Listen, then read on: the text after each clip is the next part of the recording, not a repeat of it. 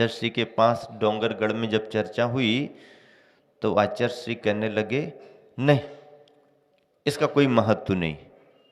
श्रुत पंचमी है ना, श्रुत पंचमी अपनी जैन परंपरा के लिए सिद्ध तिथि है, ऐतिहासिक तिथि है। इसी तिथि पर से काम शुरू होना चाहिए, इसी तिथि से शुरू करो। अब पोथी पत्रा अलग, प्रतिष्ठाचारी अलग, महाराज जी का पत्र अलग, सबको करने के बाद आचार्य श्री के संज्ञान में जो भी बात आई, बोले हाँ ये सब ठीक है, सब ठीक है, सबको आशीर्वाद है, लेकिन शुरुआत तो इसी तिथि से करो। तो जो ब्रह्मचारी भैया वगैरह थे, सुनील भैया अभी जो साथ में इंदौर में हैं वो थे, अभय भैया थे, तो आचार्य श्री ऐसा ऐसा चर्चा में आया है और ऐसा ऐसा सोचा था। बोले नहीं नहीं वो ठीक है, वो ठीक सोचा आपने, लेकिन सिद्धा तिथि है, श्रुत पंचमी से शुरू करना है, आशीर्वाद ध्वजारोहण इसी दिन किया जाए, पोथी पत्रा बंद करो, यही शुभ मुहूर्त, यही श्रेष्ठ मुहूर्त। गुरु आज्ञा प्रमाण, गुरु वचन प्रमाण। गुरु भी बहुत विश्वास के साथ आज्ञा देते हैं, तो गुरु के शिष्य भी बहुत विश्वास के साथ, बहुत आदर के साथ उस आज्ञा को सिरोधारी करते हैं। यही परंपरा है, गुरु और शिष्य की यही परंपरा है। सोचने का काम अपना नहीं, सोचने का काम उनका है, करने का काम अपना है। और उसी दिवस ध्वजारोहण किया। ध्वजा जिस दिशा में फहरी, विश्वास 1000 गुना बढ़ गया कि सचमुच आचार्य श्री ने बहुत सोच विचार करके आशीर्वाद दिया। आचार्य श्री जब भी किसी विशेष कार्य के लिए आशीर्वाद देते हैं, मुहूर्तों को तो देखते हैं, लेकिन अंदर उनके क्या बोल रहा है इस पर गौर ज्यादा करते हैं। आचार्य श्री के अंदर से कुछ बोलता है, क्या बोलता होगा, कुछ बोलता है, वो उनका अपना अनुभव है। और सबको देख करके थोड़ी देर फिर वो अपना वही विज्ञान लगाते हैं और उसमें जो आता है, कभी कभी उस विषय को टाल देते हैं, कभी कभी उनके ख्याल में बात नहीं आती तो कहते बाद में बात कर लेना, कभी कभी कहते हैं कि थोड़ा देख लेंगे, हम विचार करने दो, विचार करके बता देंगे। और उनके संज्ञान में जो बात आती है वो एकदम 100% सही निकलती है। अभी अभी नेमावर का अनुभव है, एक भैया के लिए व्रत लेना था, व्यस्तता बहुत थी, भीड़ भाड़ थी, पुराना हमारा परिचित था, उसने हमको कहा महाराज जी लेने का भाव है। हमने कहा देखो समय देख करके बात करेंगे। बोले बात तो आप करा दो, फिर आचार्य श्री जैसा कहें। तो हमने कहा 14 की तिथि है और फिर शाम का समय हो रहा है, बोले आशीर्वाद तो दिला दो, आचार्य श्री की नज़र में तो आ जाएं, फिर बाद में देख लेंगे, आशीर्वाद दिला दो। तो हमने कहा चलो, आचार्य भक्ति के बाद में ले गए उसको अंदर। मुझे मालूम था कि आचार्य श्री कहेंगे कि बाद में कल पूर्णिमा की तिथि है आदि आदि, तो भी दर्शन तो करा दो। दर्शन करा दिए, बातचीत उसकी करा दी, उसने निवेदन भावना में कर लिया, आचार्य श्री हम व्रत आजीवन लेना चाहते हैं और ऐसा ऐसा है। आचार्य श्री ने पूछताछ सब कर ली, कहाँ रहते, क्या करते, ऐसा वैसा सब पूछ लिया। फिर उसने नमोस्तु किया, आचार्य श्री हमारी तरफ देखने लगे, बोले ऐसा इशारा कर दिया। तो हम समझ गए वो कायोत्सर्ग करने लगा। हमने कहा कायोत्सर्ग कर लो, अभी आचार्य श्री व्रत नहीं दे रहे हैं, आप कायोत्सर्ग कर लो, व्रत आपको बाद में मिलेगा। अच्छा अच्छा, हाँ हाँ कल पूर्णिमा की तिथि है, आशीर्वाद है, बाद में देखेंगे। मतलब चतुर्दशी और साय बेला है, संधि काल है, संधि काल को टाल दिया जाता है, आदि आदि कुछ ऐसे विचार होते हैं। तो संज्ञान में आ गया था, आचार्य श्री ने हमको इशारा कर दिया, हमने उसको कह दिया कायसर्ग भले कर लो पर व्रत आपको बाद में मिलेगा। आचर्षी अभी आशीर्वाद दे रहे हैं, व्रत बाद में देंगे। तो ये सभी चीजें ख्याल में गुरुवर और जो आचार्य होते हैं वो रखते ही हैं। श्रुत पंचमी से प्रारंभ कराया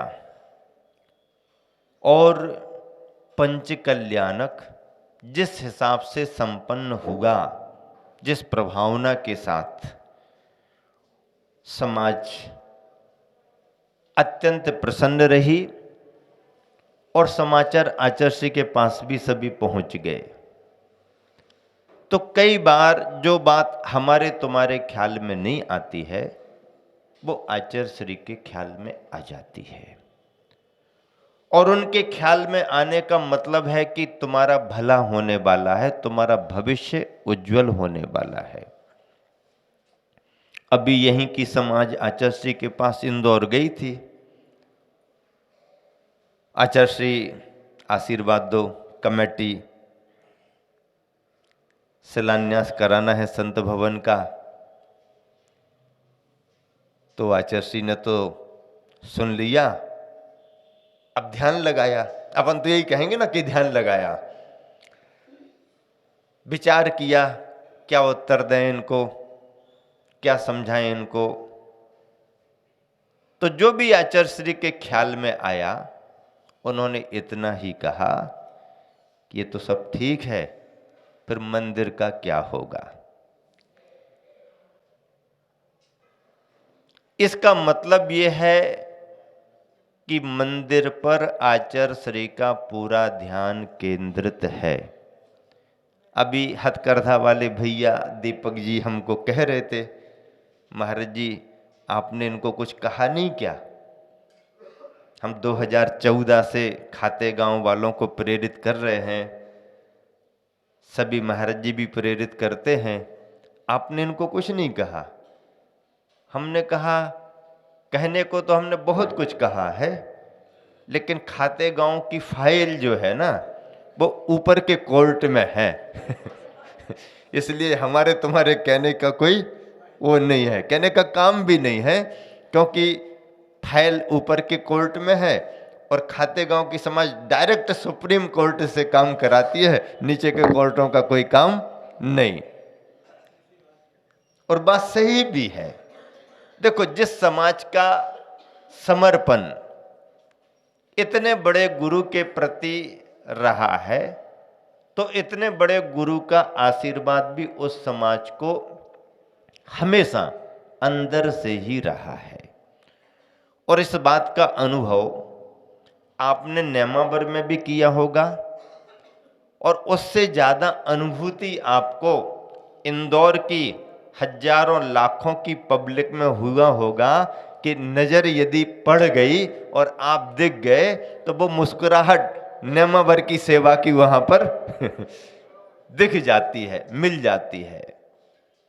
मतलब ये है, अभी सभी बहनें यहां पर आई हैं, खाते गांव से सभी परिचित हैं, नेमावर से सभी परिचित हैं, और मंदिर की भव्यता को देख करके, मूल नायक मुनि सुब्रतनाथ भगवान को देख करके वो विचार करती होंगी उनके यहाँ भी सागर में मूल नायक मुनि सुब्रतनाथ भगवान है, यहाँ भी मूल नायक मुनि सुब्रतनाथ भगवान है।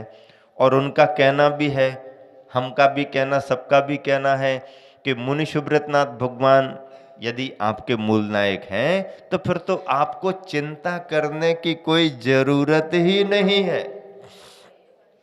हाँ, नए मुनि सुब्रत भगवान हो तो उनका अतिशय बाद में आएगा, ये तो प्राचीन समय से ही मुनि सुब्रतनाथ भगवान है। इनका अतिशय तो रेवा नदी से, नाभि कुंड से जुड़ा हुआ है। एक बात अवश्य है, मूल नायक भगवान है और उनके सिर पर वजन हो तो समाज पर बहुत बड़ा वजन रहता है। मूल नायक प्रतिमाओं पर या किसी भी प्रतिमाओं पर छतें तो रहती हैं, बेदियां तो रहती हैं, पर बीम गाटर वगैरह नहीं होते हैं। और ये ही एक ऐसा कारण है जो सारे वास्तु दोषों को मंदिर से जोड़े हुए है। कल प्रश्न पूछ रहे थे, ये वास्तु क्या होती है महाराज जी? वास्तु का कुछ प्रभाव होता है क्या? प्रभाव तो होता है, पर इतना भी है कि वास्तु ही सब कुछ है ऐसा भ्रम भी मन में नहीं पालना। 100% सत्य है, आगम के वचन है, आचार्यों की वाणी है, मुनियों के वचन है। वास्तु ही सब कुछ है ऐसा भ्रम नहीं पालना। वास्तु ही सब कुछ हो जाए तो हमारा भाग्य क्या होगा, हमारे कर्म के सिद्धांत का क्या होगा?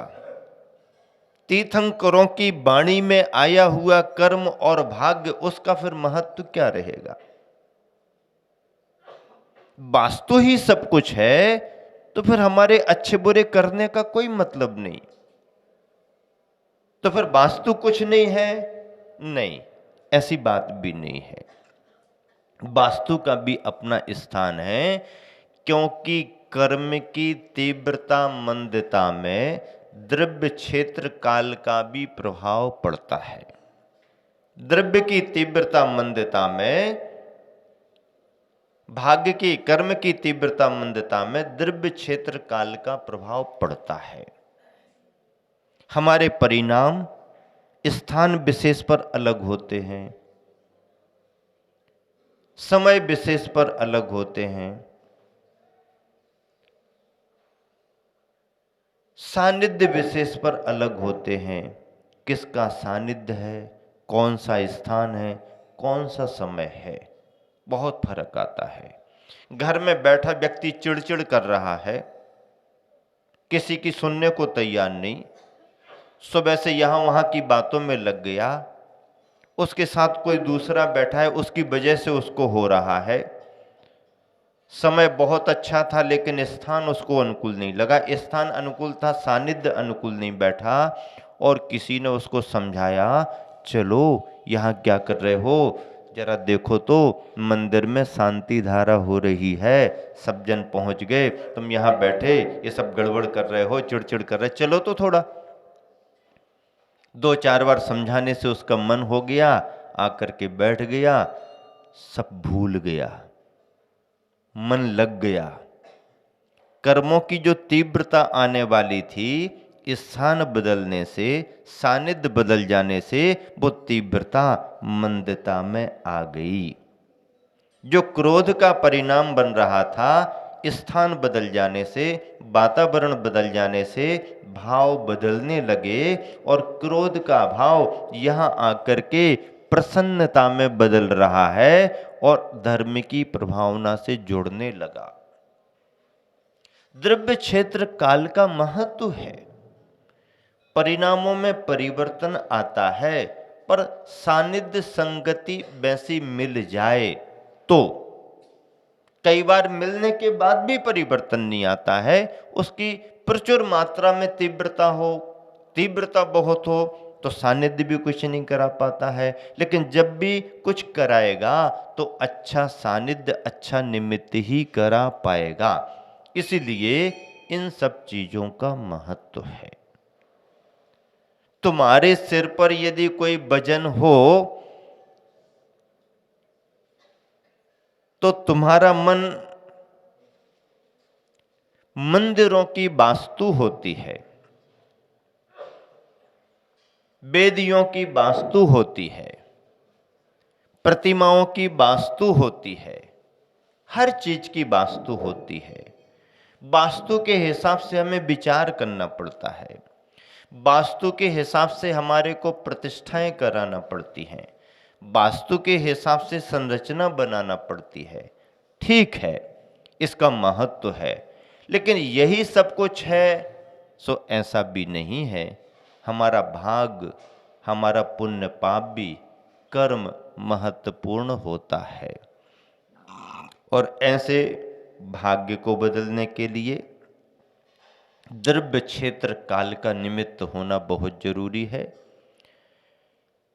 सभी जानते हैं, यदि बिगड़ी हुई वास्तु में कुछ सुधार कर लें, प्राचीन काल की रचनाओं में कुछ समय के अनुसार परिवर्तन कर लें। प्राचीनता के समय भी सब लोग सोच विचार करके करते हैं, पर उस समय क्या परिस्थिति रही होगी उतना ख्याल गया नहीं गया, हो गया हो गया।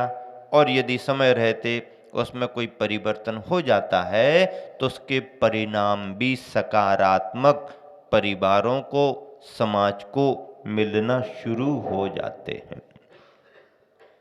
स्वास्थ्य के रूप में भी लाभ होने लगते हैं।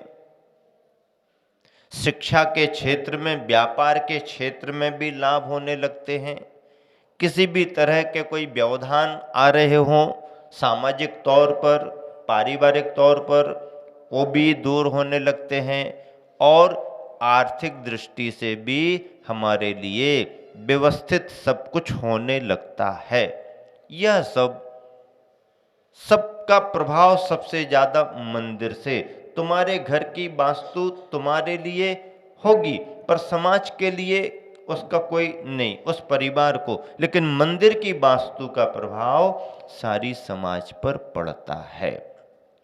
और इसीलिए जो भी समय समय पर संकेत दिए जाते हैं, यह गुरुवर आचार्य श्री का दूरदर्शी विचार है, वह सभी समाज के भले के लिए है। ब्रह्मचारी भाइयों ने आज पुनः याद दिला दिया, बहनों ने भी थोड़ी प्रेरणा दे दी कि मूल नायक मुनि सुव्रतनाथ भगवान हैं, तो इस पर और समाज अच्छे से कुछ कार्य करे। मैंने कहा, अरे तुम्हारे और हमारे कहने का क्या, ये तो आचार्य श्री के संज्ञान में भी है।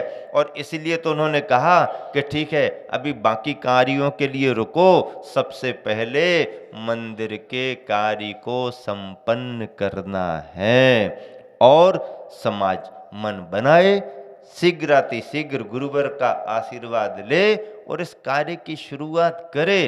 फिर देखिए, शुरुआत करने की देरी होती है, बाकी काम तो सब गुरुवर के आशीर्वाद से होते ही होते हैं। आचार्य श्री जहाँ कहीं का कार्य प्रारंभ कराते हैं तो बैकिंग सपोर्ट भी अच्छे तरीके से दे करके चलते हैं।